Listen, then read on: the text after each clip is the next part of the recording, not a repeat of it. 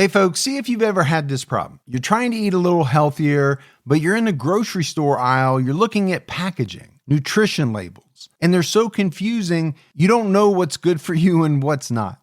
Well, this is why I love Thrive Market, my go-to online grocery store for getting all of my healthy essentials delivered, and I don't even have to leave my couch. Finding better options for the whole family is easy with Thrive Market's Healthy Swap Scanner. Just scan a product and it instantly recommends healthier swaps. This is how my wife and I found our new favorite snack, IQ bars. Sometimes I eat one in the morning with my coffee, sometimes just later on in between meals. They also have so many on-site filters that make it simple to shop by the needs of everyone in the family. Maybe you have someone who needs gluten-free food, somebody that has a peanut allergy. Well, no more scouring ingredient labels when you can just filter it all on Thrive Market. My wife and I often use the high protein filter to stock up on things like Sieti chips. Ready to make the switch? Go to thrivemarket.com/TCAT for 30% off your first order, plus a free $60 gift. That's THRIVE market.com/TCATT, thrivemarket.com/TCAT.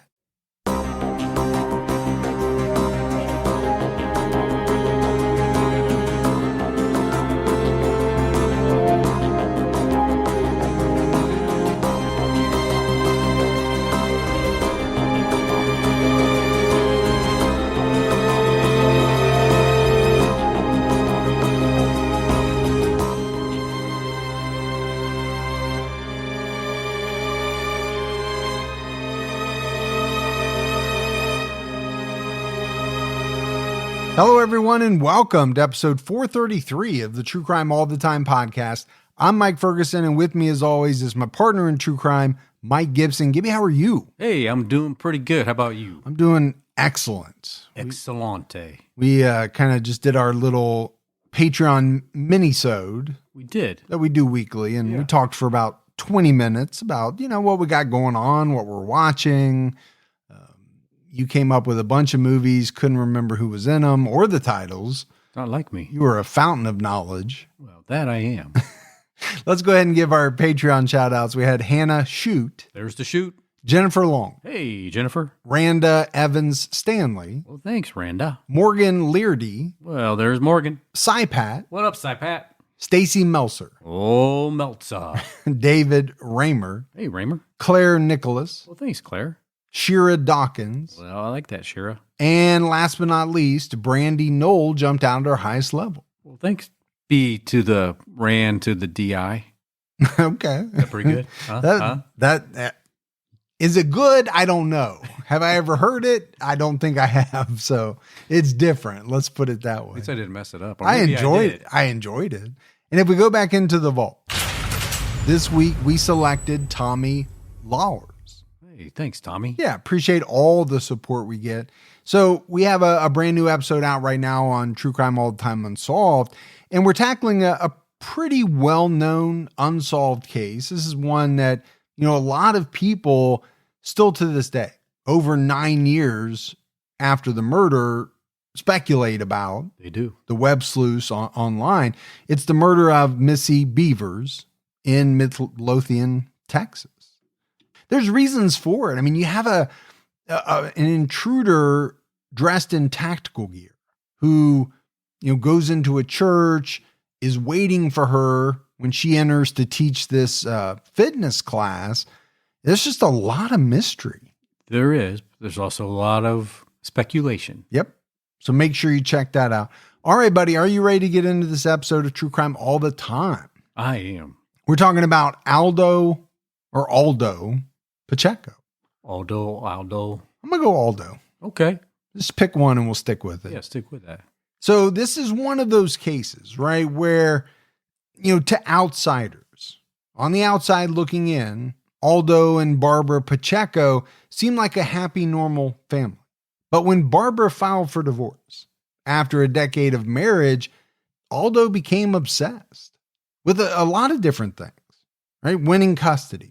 Probably like many other men that we've talked about, didn't want to give up money. And he kind of made that determination that unfortunately many do That is, if I can't have her, nobody else can. Yeah. And those are scary cases. Those are very scary cases.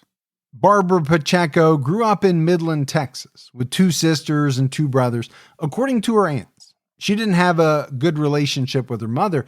At the age of 19, Barbara came to her aunt, Eva Luna, and said she could no longer live at home. Eva offered her a spare room in her house. As a good aunt would do. Yeah, I mean, that's tough, right? Not having a good relationship with your parents or one or the other, in this case, her mother, and at the age of 19 saying, you know what, I just can't live here anymore. I need to get away. Barbara had wanted to be a teacher since she was a little girl. Her Aunt Eva wanted her dream to come true, so she helped Barbara move to Angelo State University to earn her education degree. So it does sound like, she had a really good relationship with her aunt, and her aunt helped her out quite a bit. Good influencer. Yeah. In 1994, Barbara met Aldo Pacheco, a business student who was 4 years older. Aldo grew up in Fort Stockton. He was one of 7 children, but one of his sisters died when he was 21. Aldo became especially close to his brother Guillermo. After this, Aldo told Barbara he came from a dysfunctional family. But, the sources that we used for the episode didn't really provide further details. I mean, okay, what does dysfunctional mean? That can mean a lot of different things. It really can. I mean, what's the spectrum on that? Could be the worst of the worst, or just light dysfunctional, right? Yeah, right. We can't get along. We fight a lot, all the way to Gertrude Banashevsky type shit. Oh, wow. If you remember her. Barbara initially introduced Aldo to her family as a friend. In her interview for the show American Monster, Eva Luna recalled, "When I shook his hand, my first reaction is that he was not good for her, and he was not a good person from day one." Okay. Just from that handshake. It's interesting because we meet people all the time. Right? You think about meeting your daughter's boyfriends over the years. I can think about the same thing. You form an opinion of every person you meet right then and there. You really do. Now, there's all those sayings, right? Don't judge a book by its cover. But we're constantly forming opinions of people. And this one, though, is pretty extreme. He's not good for her. He's not a good person. From the first interaction, that was her thought. Makes me think of all the people you hired in your life, and just like when you hired me, when I came in and shook your hand, and that first thought was probably amazing. Look at this guy, is amazing. Yeah, I mean, but there are also people who know how to put their best foot forward to get in the door. Yeah. And then it's only later that you find out that was just a smokescreen from the very beginning. And then the letdown comes. And then it's like, oh my gosh, what can I do now? I've already hired this person. Now, I'm not saying that was you per se. No. I'm just saying some people do that. Barbara became pregnant a month after she and Aldo officially started dating. Barbara's aunts told her she didn't have to get married, but she wanted to. Right? That happens. It does happen. I mean, I'm sure most people don't plan for it to happen that way, but it does happen. Aldo and Barbara got married in May 1995. They held the ceremony at a gazebo in a park and had the reception at her aunt's house. Okay. Sounds like they went, kind of low key with it. Yeah. They didn't go overboard. Just a nice little ceremony. Yeah, and my oldest daughter is thinking about getting married in the pretty near future, and we've been talking about, what routes to go. Did we go kind of lower key, save a little bit of money, and maybe she can use that money for something else? Because I think back to my wedding, and it was awesome, don't get me wrong, but the amount of money that was spent between my wife's dress, which was very expensive for the late 90s when I got married, to the dinner before, the reception and all that, it just goes by so fast. fast. It does. Now we have all the pictures, but it's a lot of money for, however many hours that function takes place. When really at the end of the day, you just want to get married to each other, right? Yeah, well, they've been together for like 8 or 9 years. Yeah. So we've known they were going to get married for some time. You could get a certificate on the internet to marry them. Or you could just do it because I know you already have a number absolutely. of them. Yeah. Their daughter, Bonnie, was born 6 months later. After their daughter was born, the family moved into an apartment close to the university so Barbara could finish her degree. Aldo dropped out of school and got a job as a car salesman, hoping to save money so that they could eventually move into a bigger place. Aldo eventually started working at a prestigious country club in Midland and by all accounts enjoyed this job. All those oil workers down there in Midland. Well, there's a lot of money, right? At a certain point in time, all the way through today, the oil boom, and there's some people in Texas who have a boatload of money. They do. I mean, we're talking Beverly Hillbilly type money. Yeah, big time. Barbara graduated in December 1996 and started working as a kindergarten teacher, which she loved. Things appeared to be going well for the couple, but Barbara and Aldo began having serious marriage problems around 2000. So it's been 5 years and now they're having some serious issues. Yeah, we don't know exactly when those issues started, but again, so many people go through this. You get married with the best intentions in the world. You're in love. That's why people get married.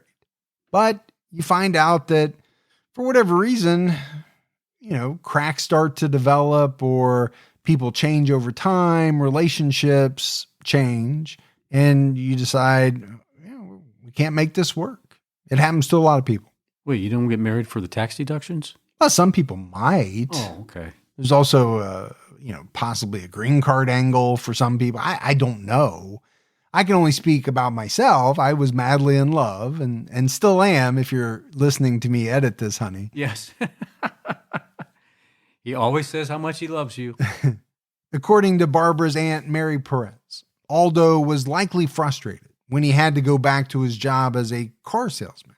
He worked long hours and might have resented Barbara because she loved her job and he didn't.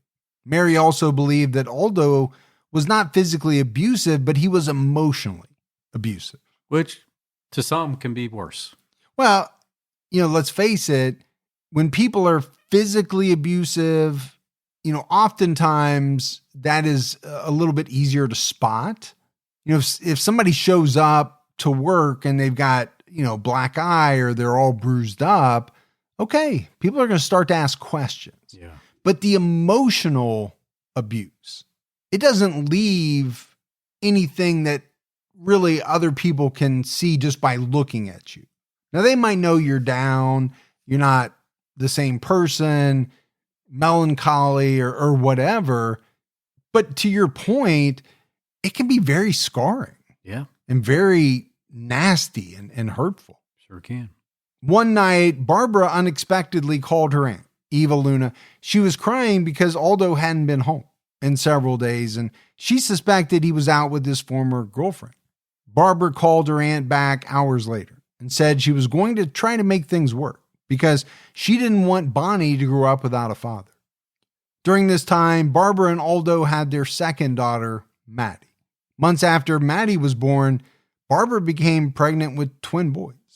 Their sons, Elijah and Ryan, were born in September 2003. Well, they're busy getting that family going. Well, it happened pretty quickly, right? The last three children came pretty rapidly.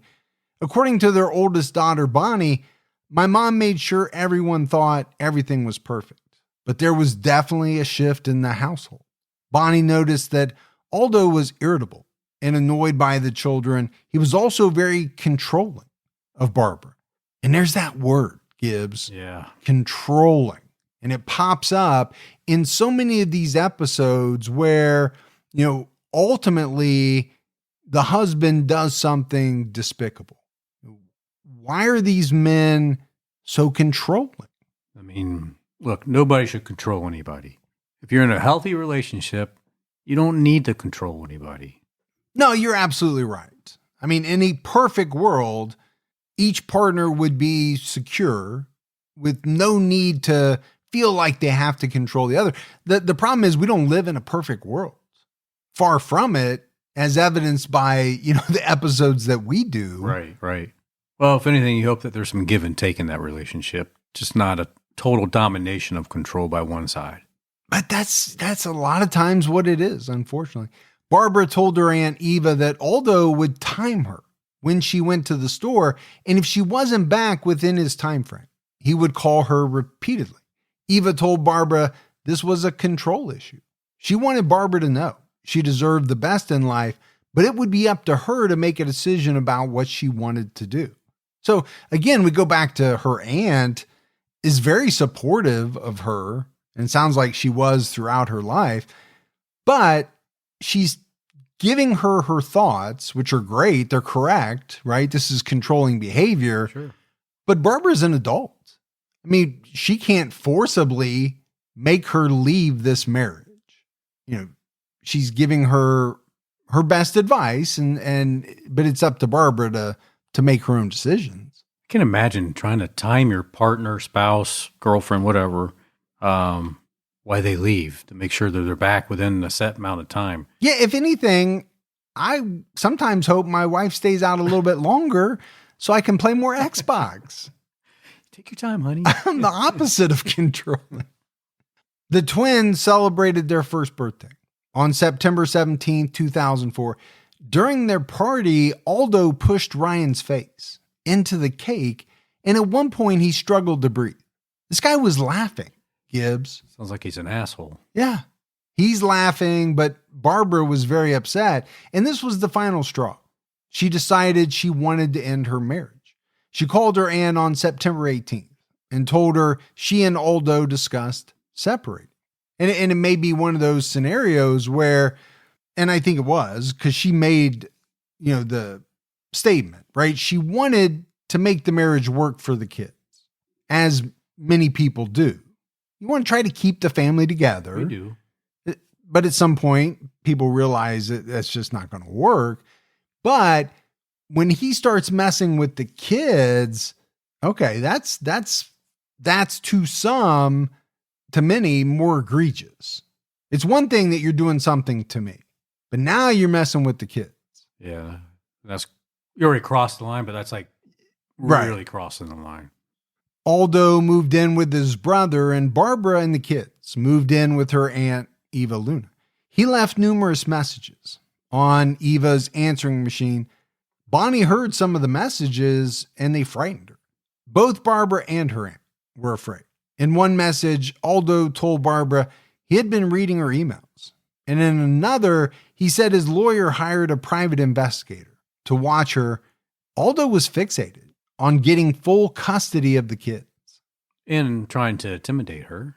Yeah. I mean, we already said, right? He's a very controlling individual.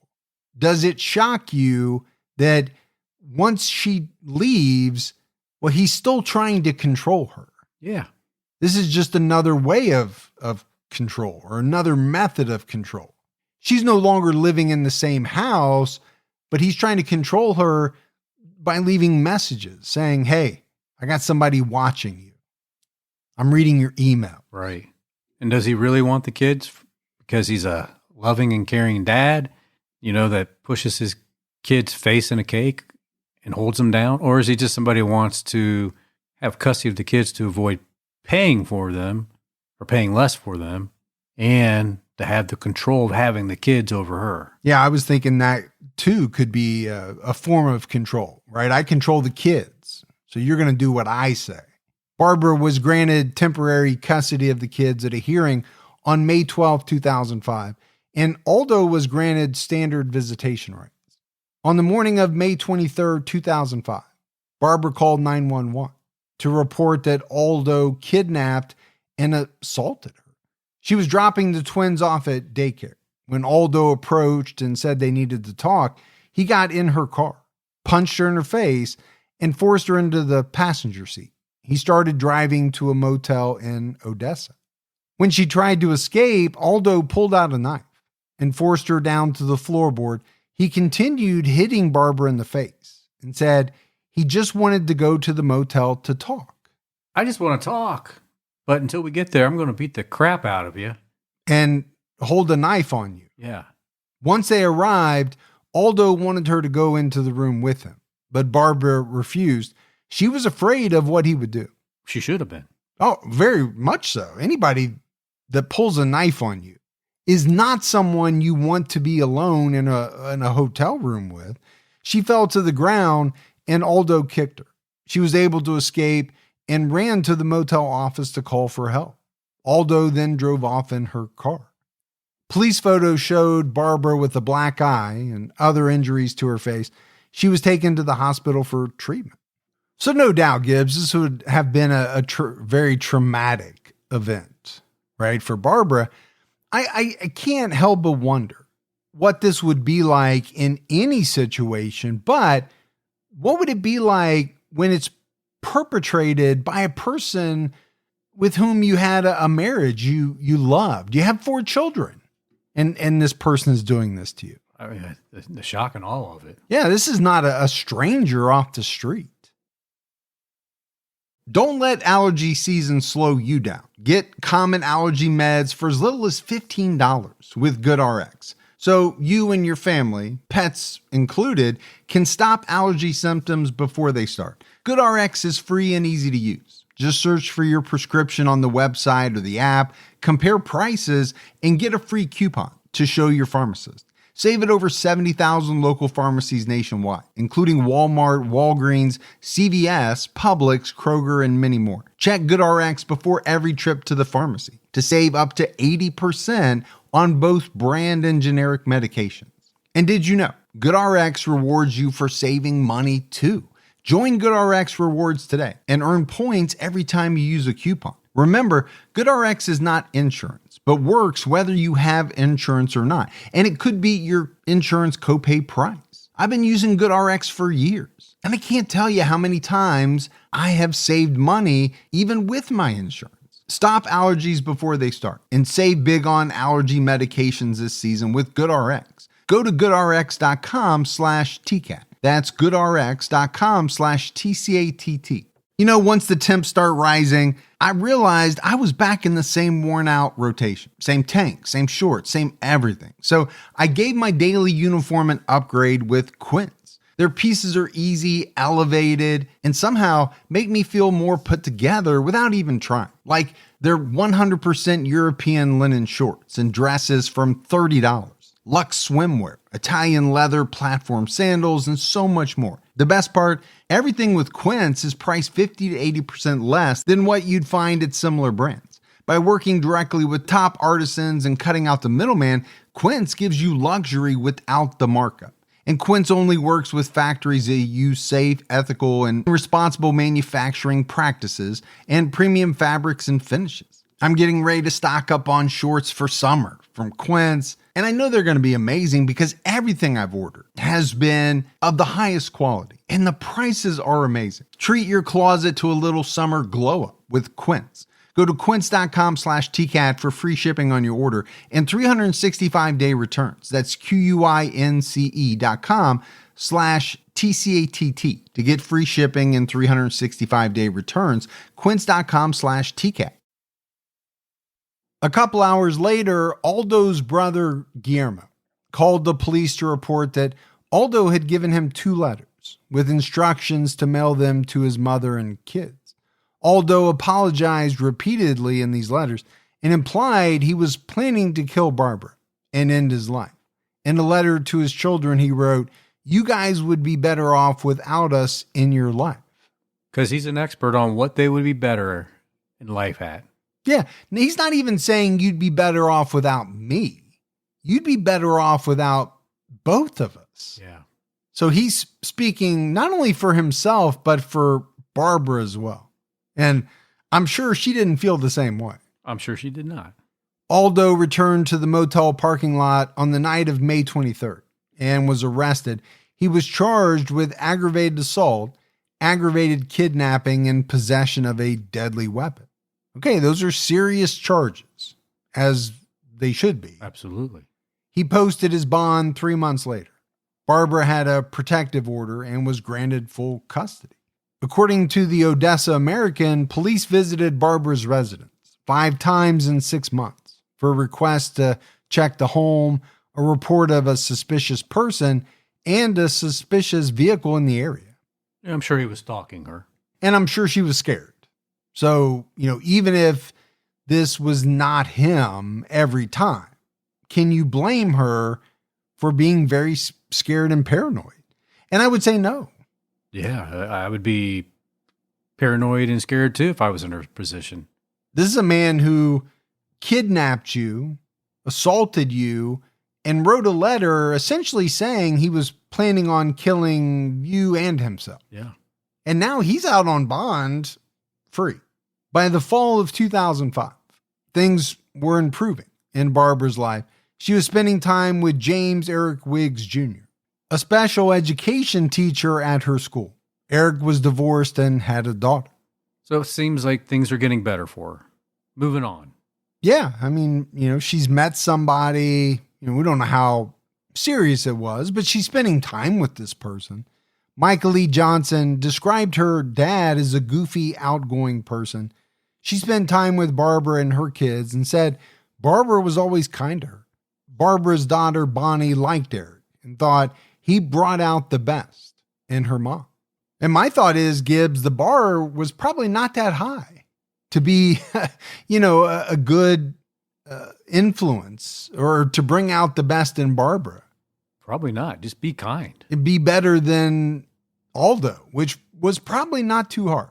In addition to teaching, Eric enjoyed music and acting. He worked at a local playhouse, doing lighting, sound, and acting as a stagehand.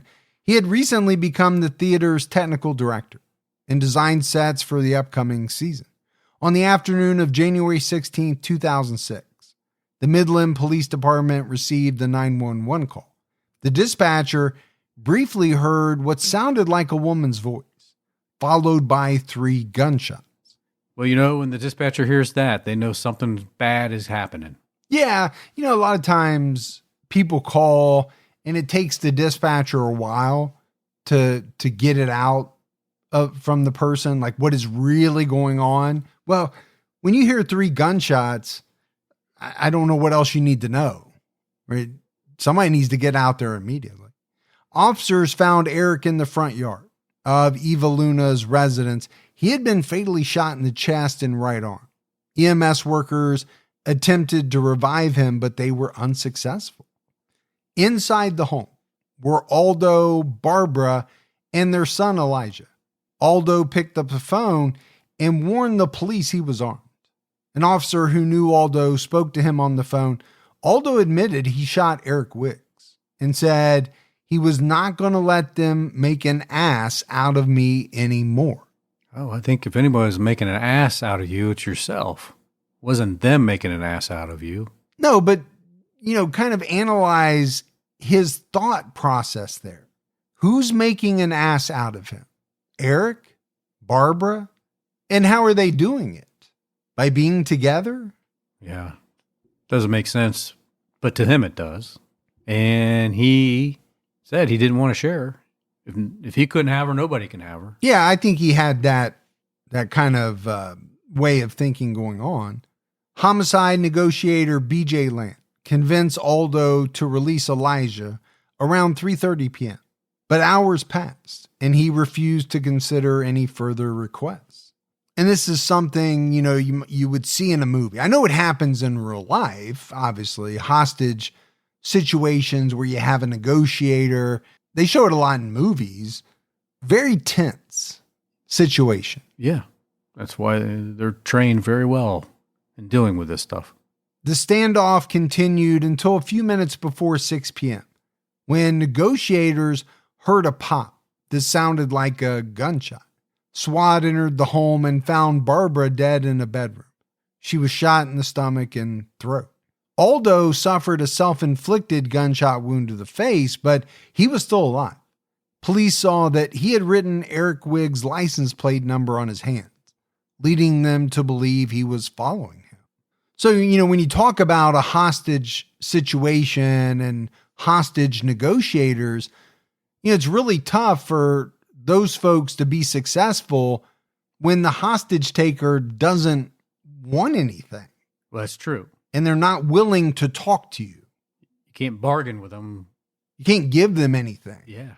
Now, they were successful in getting Elijah out of the house, which is a good thing. But it seems to me, Gibbs, he was pretty set on what he was going to do. He was going to shoot and kill Barbara, and then he was going to kill himself. Yeah, because he knew Barbara wasn't going to come back to him, and that's what he wanted. Aldo was charged with capital murder in the hospital. He was hospitalized for multiple days. As a result of the gunshot wound, his left eye is permanently closed. Aldo has deep scars across his neck, left cheek, and head. He's missing teeth, and parts of his face are recessed. Well, okay, things like that are going to happen when you shoot yourself in the face. It will. On April 5th, 2006, Aldo was indicted on a capital murder charge. His trial started on November 13th, 2006. The prosecution chose not to pursue the death penalty. It's kind of strange. Yeah, it is Texas. They are big on the death penalty in Texas. The prosecution argued that Aldo originally planned to kill Barbara during the May 2005 kidnapping. The jury heard part of Barbara's police interview, and they saw the photos of her injuries. A detective testified that Aldo rented the motel room under the name Danny Sanchez. Inside the room, he found Barbara's purse and cell phone and a large bottle of alcohol that was mostly empty. In Barbara's car, a detective found duct tape and a knife. A detective also told jurors about Aldo's letters, which he left at his brother's workplace to be mailed out.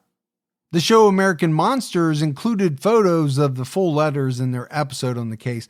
Aldo wrote to his mother, "I'm so sorry for doing this, but to live without my kids and my wife is not worth living. Tell Johnny, Rigo, Mary Prissy, and Mimo that I love them very much and that I'm so sorry for doing this to them. I didn't deserve this, and I'm not going to be her slave for the rest of my life and pay her money so she can screw around. Mom, thank you for always being there for us in good times and the rough times. I know you might not understand why this happened, but I found out she was seeing another guy she was involved with. If I can't have her, then no other man is going to have her. There you go. Try to get the kids and have them in your lives. Tell them that their dad loved them very much with all my heart. Tell them I always loved them with all my heart. I'm so sorry, Mom. If I can't have them, she can't have them either. I love you, and please try to forgive me for doing this to you guys. I feel like such a failure. Mom, I couldn't even keep my family together. Try to get kids, please. Have them in your life, please. See me living through the kids. I wished this had never happened, and tell Bonnie, Maddie, Ryan, and Elijah that Dad loved them very much with all his heart. Tell Esther and John, I am so sorry, and please forgive me." So, I mean, I think it speaks volumes. That one phrase, if I can't have her, then no other man is going to have her. You can tell how selfish he is in that letter. Oh, so much so. But then what is he also saying in there? I didn't deserve this. I'm not going to pay her money. Yeah. I'm not going to pay her support payment. Right. And all this. Yeah. If I can't have her, if I can't have the kids, then he's got a lot of woe is me in there. I'm a failure. I can't keep my family together. And I get it. There are some thoughts that a person would have like that, right? When a relationship disintegrates. I'm sure a lot of people feel that way. But what most people don't feel is that they have to kill the other person because they don't want anyone else to have them. They don't want to pay them money, and they don't want them to have the kids. Most people, the majority of people, don't feel like that. Or they might feel like that, but they definitely don't act on it. They don't act on it.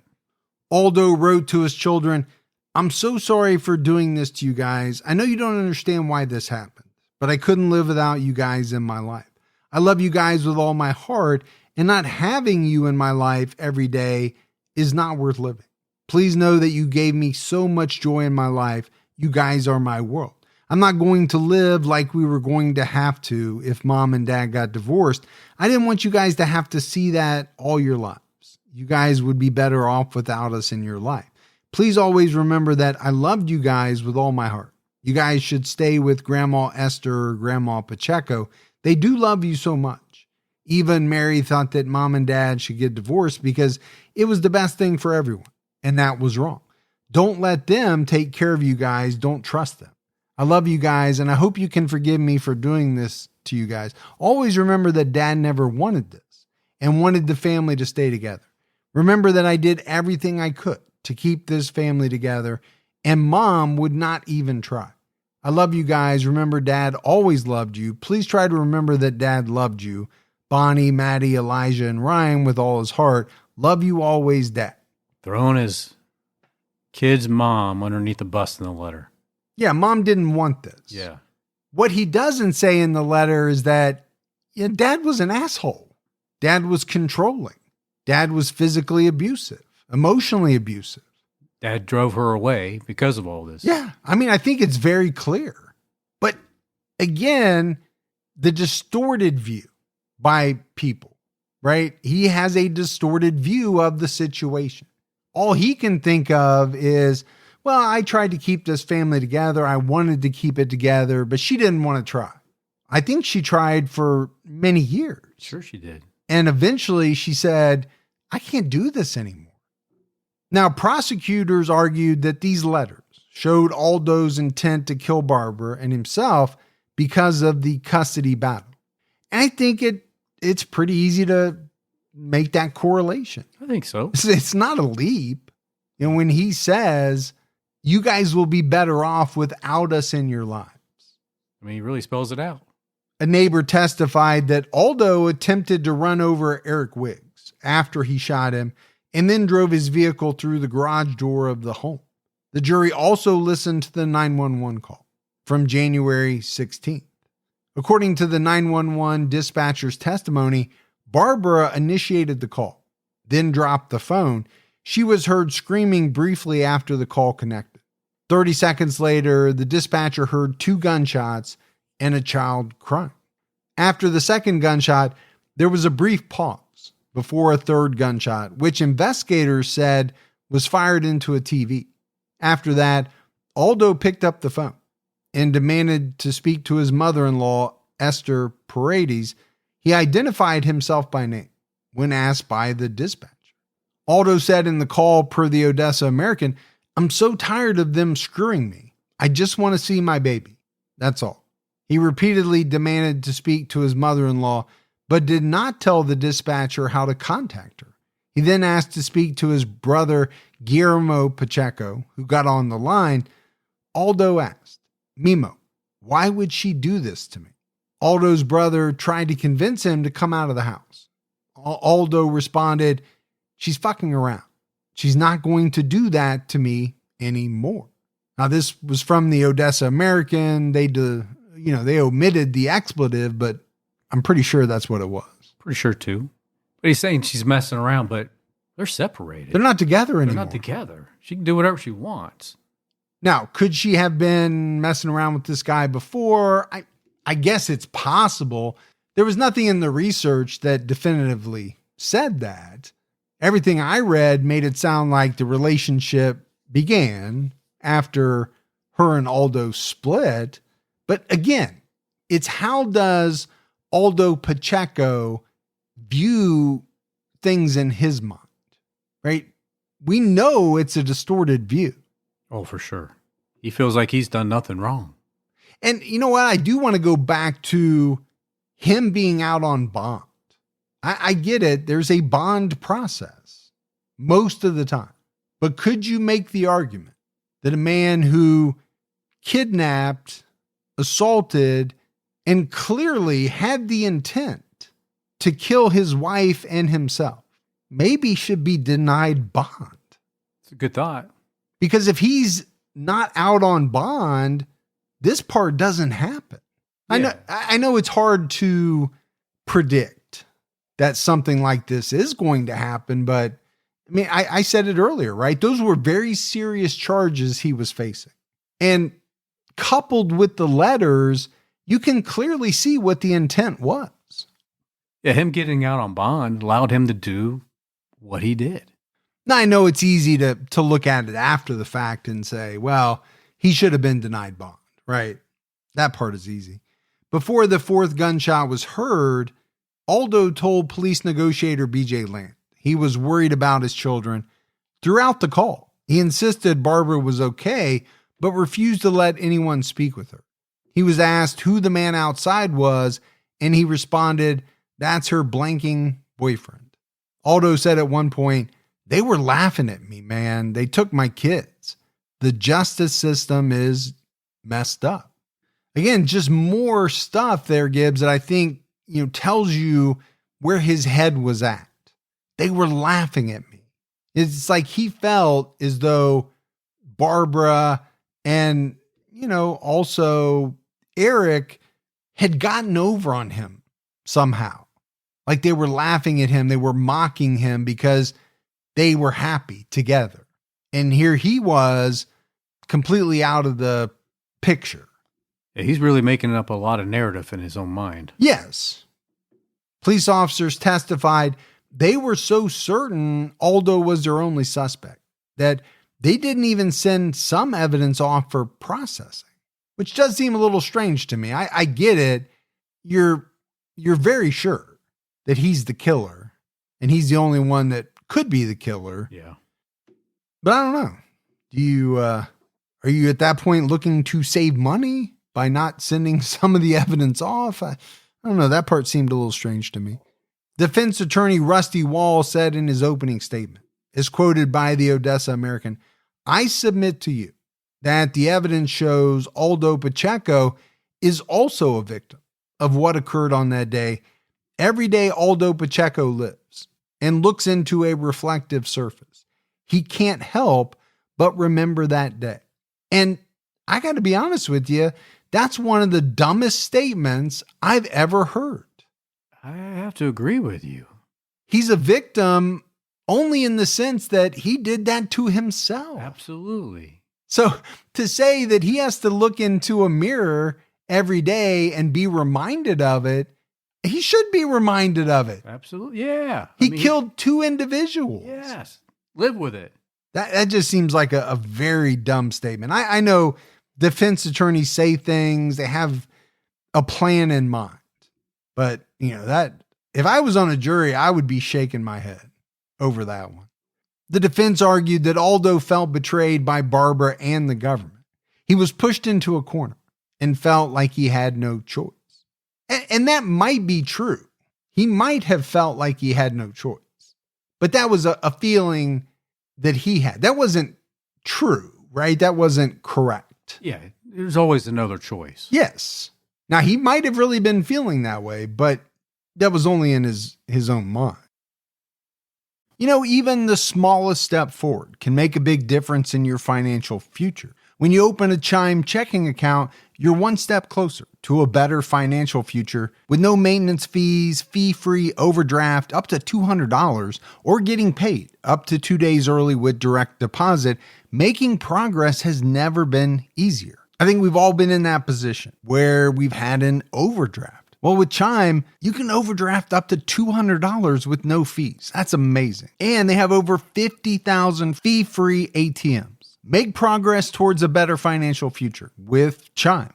Open your account in 2 minutes at chime.com/TCAT.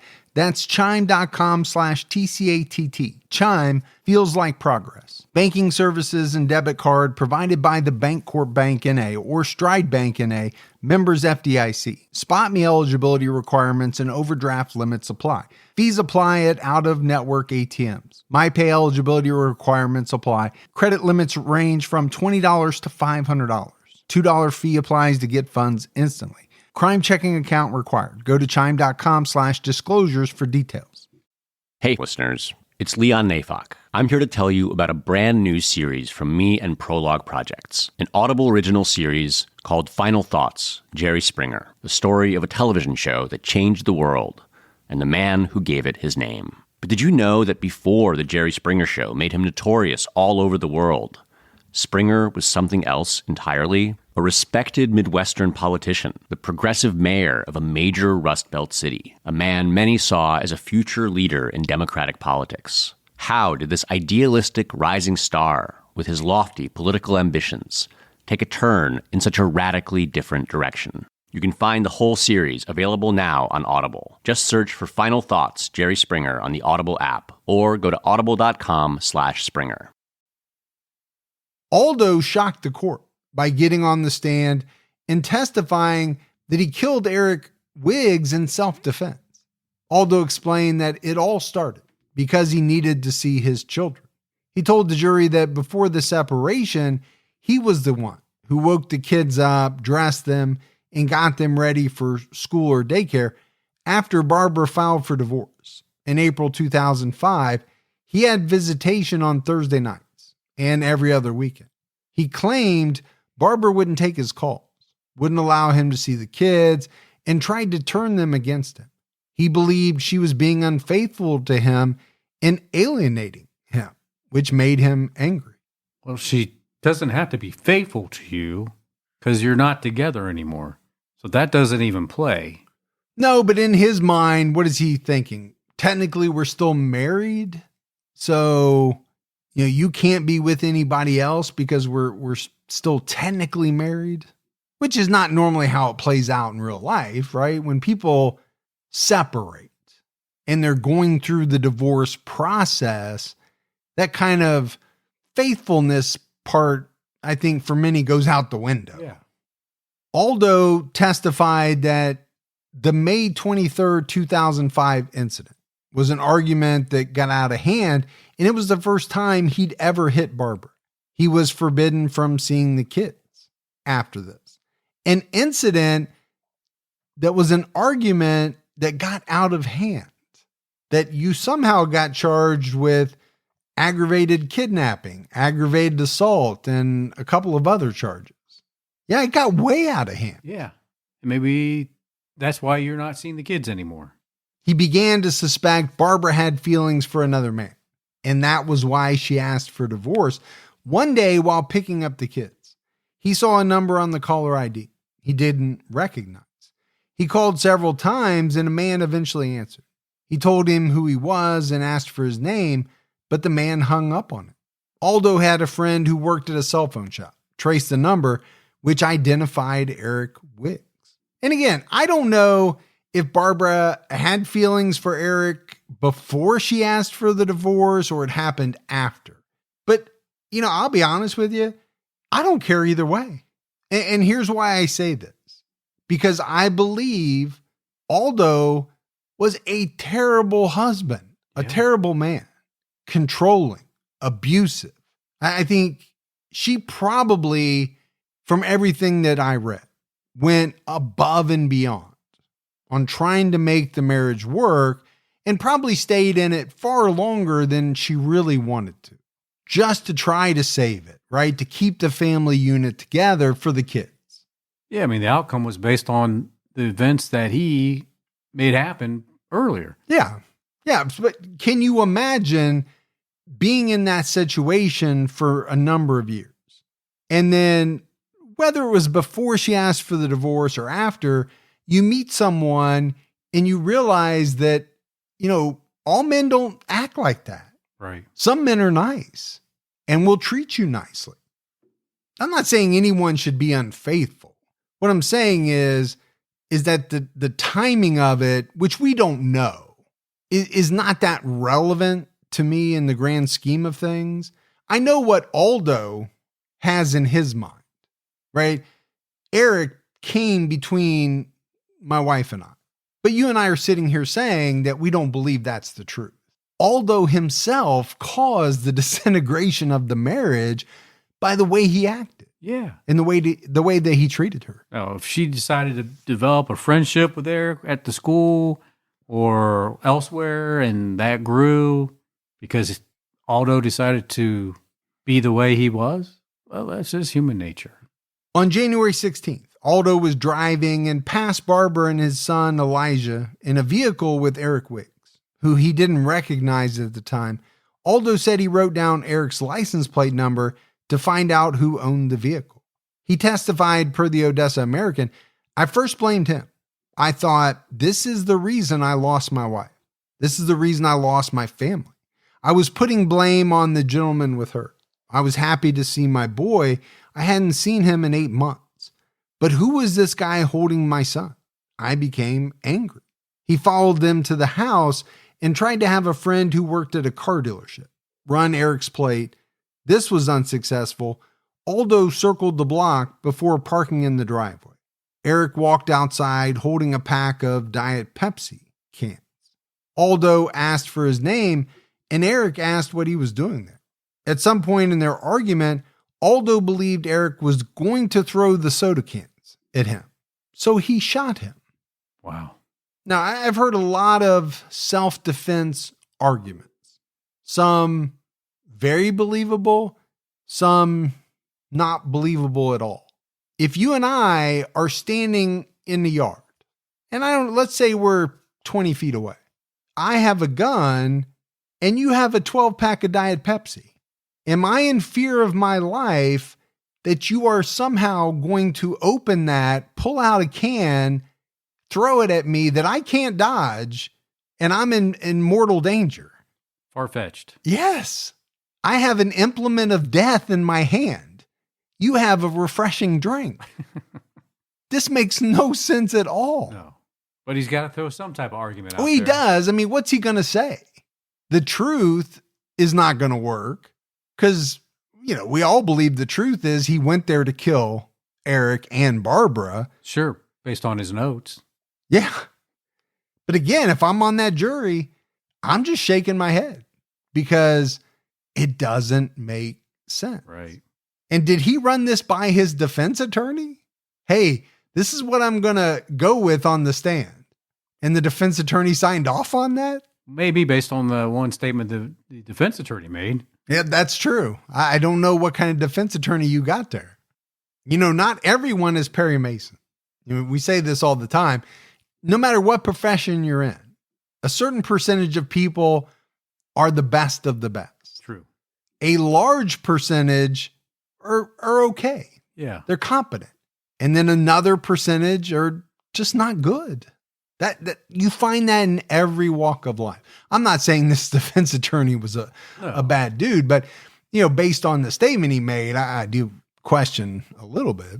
But normally you want that top tier if you can. If you can get doctor, it. Sure.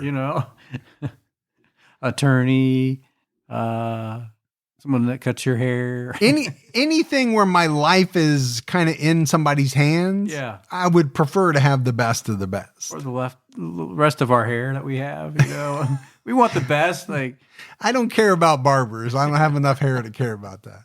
Aldo testified that afterwards, I got back in my car. I sat there a little bit. I'm in a real pickle. I'm in a real mess now. That's what he said on the stand. Yeah, you think? I'm in a pickle. You're in a pickle? Dude, you're in way more than a pickle. You're in deep shit. You're up a creek without a paddle. Aldo then went inside to confront Barbara and see his son. He found Elijah crying in a bathroom. Barbara told him to get out. Aldo laid his gun down and went into the bathroom to get Elijah after putting him in a crib. In the bedroom, he went into the hall to argue with Barbara. Aldo testified that she lunged for the gun. He said, "We were fighting for the gun and it went off into her stomach. She fell back on the bed. I looked in to see what happened. It was so surreal. I was just so mad. She wouldn't let me have my babies. I just wanted to see my babies." He shot Barbara again, aiming for the chest, but it hit her neck instead, leaving a large hole under her chin.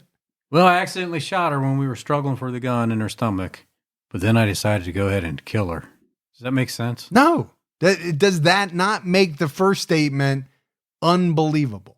How many times do you hear that? Well, the gun went off as we were wrestling for it. And he clearly says she's on the bed now.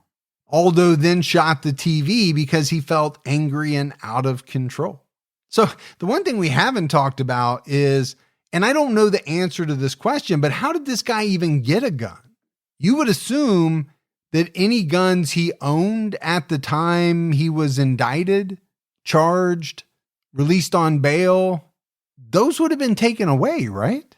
You would think if they knew about them. Yeah. I don't know what the law is on that. I mean, he's not convicted yet. Right. Well, but convicted. It's a real dangerous situation when you have somebody charged with what he was charged with.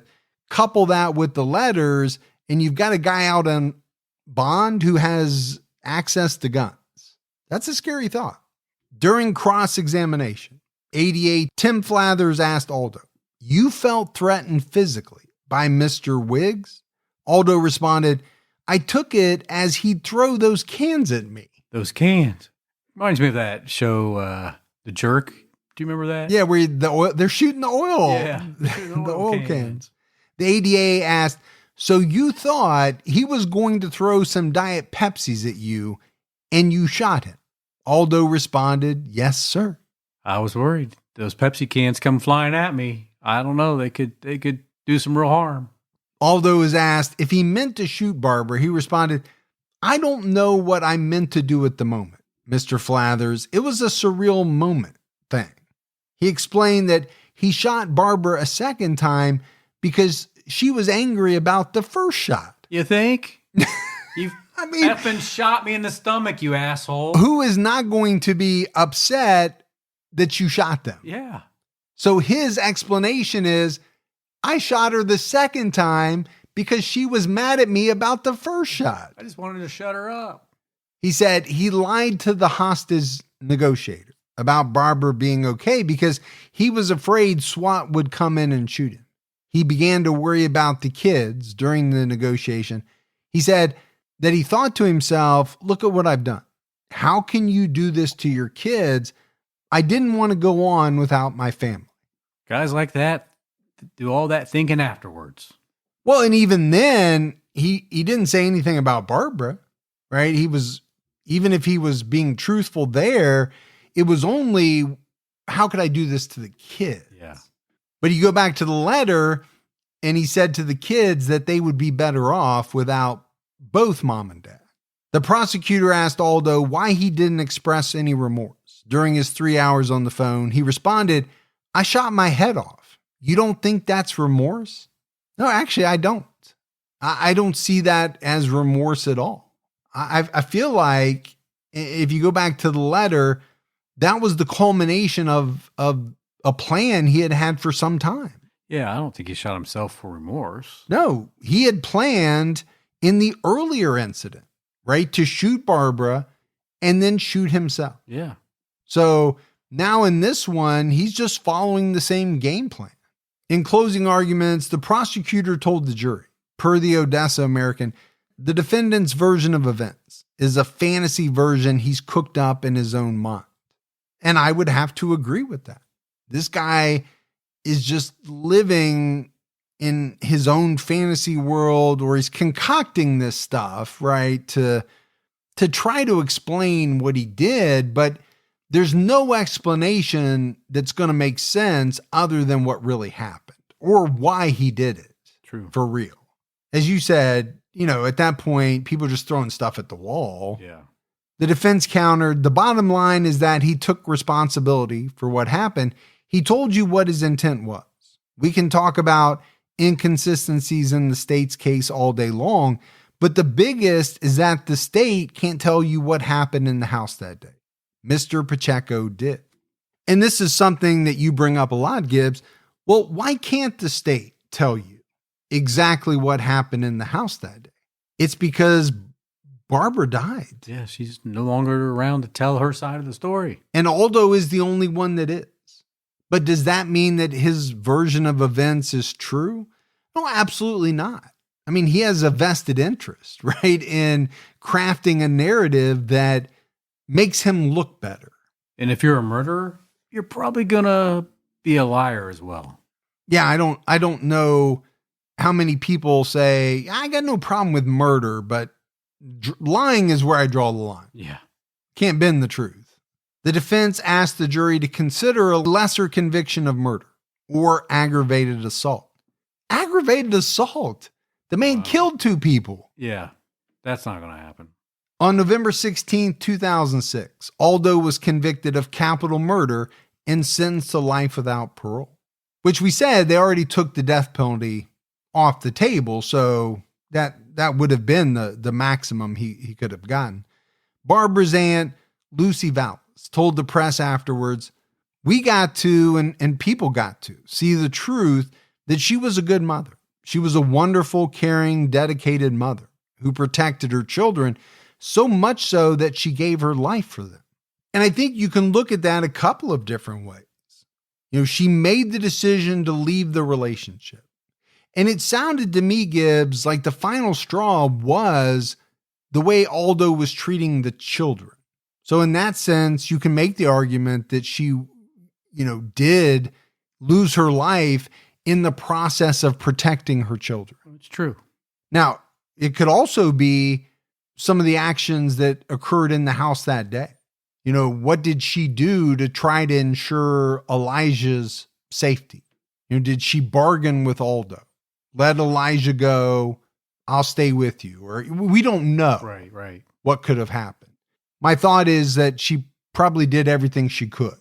I think most moms would. Yeah, to protect Elijah. Aldo's appeal was denied in June 2008. His daughter Bonnie told the show American Monster, "I could never imagine my dad turning into the monster he did. I think he struggled with inner demons that I never saw before, and I think that he wanted so badly for things to go his way, but it would never go back to the way it was." Aldo Pacheco was angered by his perceived lack of control after Barbara filed for divorce and gained custody of the children. This anger worsened when she started seeing someone else, causing Aldo to decide that no one else could have her. He believed that his children would be better off with both of their parents gone rather than divorced. You know what control freaks hate? Losing control. Absolutely. Yeah. And we see that in so many cases, right? You have these men, most of the time it's men, sometimes women too, but you have someone who's very controlling. And it's that point in time where they can no longer control the person. They lose the control, and that's when they really snap. And that happens very often. Like his daughter said, of course, they're not going to go back to the way it ever was because she got away from him controlling her. Yeah. And, I think at some point she did start this relationship with Eric. She probably realized, oh, so this is what it's like, to date someone who treats you with respect and dignity and, in a way that everyone should be treated. She might have forgotten what that was after so many years of being abused and controlled. Aldo really thought highly of himself to make that statement towards the end that we read, that the kids would be better off without both of them. I mean, he's really thinking pretty highly of himself. Yeah. Rather than having both parents alive, but them being divorced. Yeah. As if so many of us didn't go through that scenario. Is it ideal? No, obviously it's not, but many of us went through it. I did. I turned out halfway decent. Yeah. I surely would rather have both of my parents alive and divorced than both of them dead. Yes. That makes no sense. The thought that someone, Eric, was so threatening with some Diet Pepsi cans. Yes. First of all, I don't know how fast you can throw a Diet Pepsi can. Most people can at least have some reflexes. They can move left or right. You know what you can't move out of the way of? Yeah. A bullet. I know. But a Diet Pepsi can, I can probably dodge that. I'd be more worried about opening that Diet Pepsi can and telling me to drink whatever that diet stuff in there is. It's probably more dangerous for you. Yeah. Hopefully Diet Pepsi's not a sponsor on this episode, but they are, Nothing like a ice cold Pepsi on a warm day. You can just hear it pouring over the ice. But it's probably more dangerous than having someone throw a Diet Pepsi can at you from any distance at all. Now, if you're right up next to somebody, okay, I get it. You could hurt them pretty badly. But. It's not like we all haven't had a can thrown at us now and then, right? Yeah. Yeah. I throw one at you at least once a month. I play dodge can all the time with you. If you can dodge a can, you can dodge a ball. That's exactly right. I'm just glad you're not throwing the wrenches anymore. But in all seriousness, as we wrap this one up, unfortunately, it's a scenario that we see all too often. Now, a lot of the details are different, but the underlying currents and the way of thinking is often eerily similar. You have a man who's losing control. He's a very controlling person. And when he loses that control, I'd rather kill this person than live without them. I'd rather kill this person than let them be happy with someone else. I'd rather kill this person and kill myself and leave my 4 children to grow up without either parent than get divorced.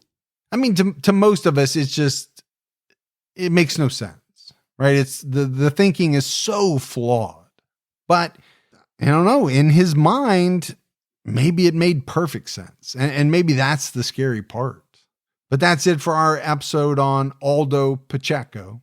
We got some voicemails, Gibbs. You want to check those out? Let's hear them. Hey, Mike and Gibby. This is Brandy in the Fort Worth area. Just found the podcast about 4 or 5 weeks ago, and I just listened to the Chris Bonet part 1 and part 2. Just wanted to say I love the podcast. Keep up the good work and keep your own time ticking. And I don't have a team. I think you both complement each other very well. Just keep up the good work. Thanks.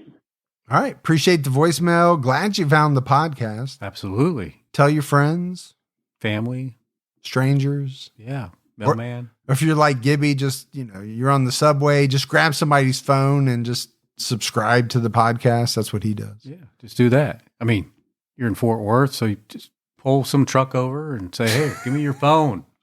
Pull a truck over. You might be taking it too far.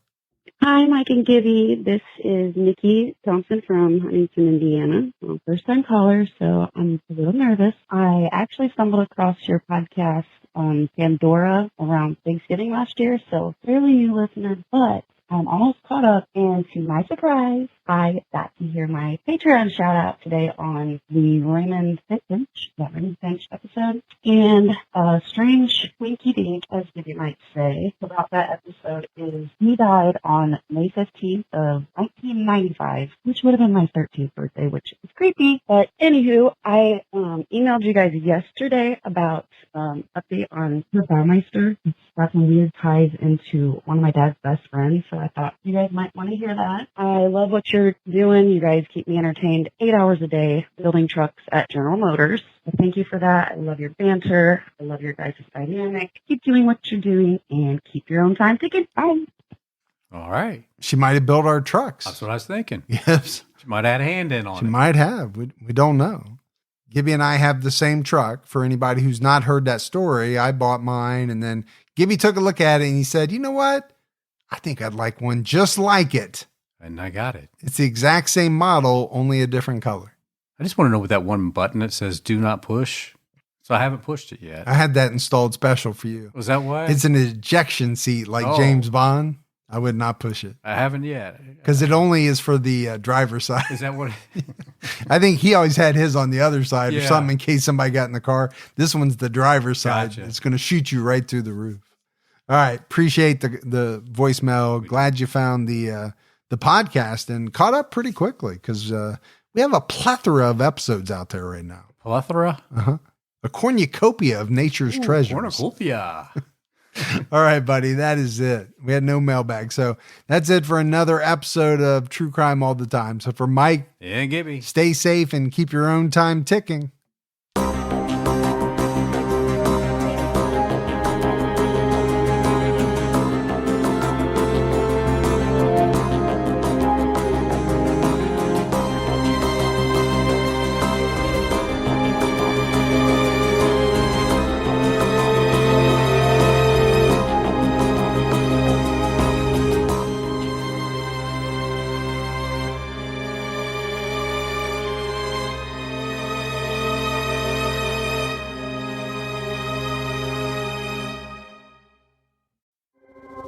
It was over 30 years ago that Clifford Olson first called me.